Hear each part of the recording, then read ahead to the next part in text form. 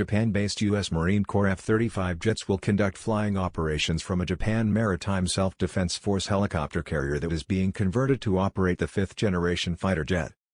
Japan's Ministry of Defense said in a September 30 news release that the F-35Bs, which are capable of short takeoff and vertical landings, or STOVL, will conduct landing and takeoff tests on the JS Izumo between the 3rd and 7th of October.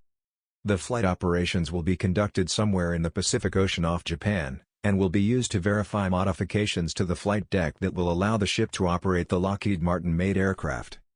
The U.S. ally has a requirement for 42 F-35Bs out of a total of 157 F-35s it is acquiring.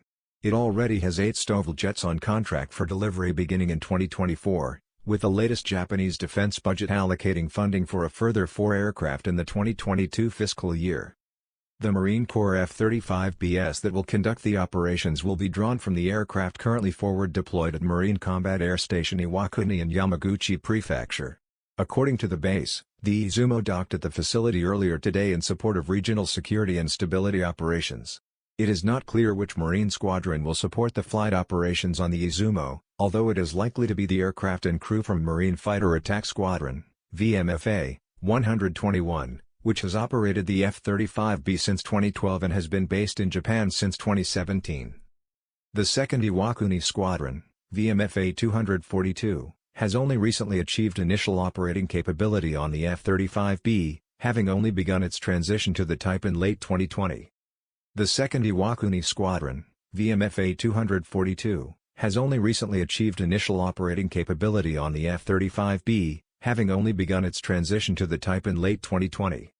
The first stage of work to convert the ship, whose flight deck previously only operated helicopters, has already been completed, as the ship emerged in June with newly painted lines on its flight deck for fixed-wing air operations.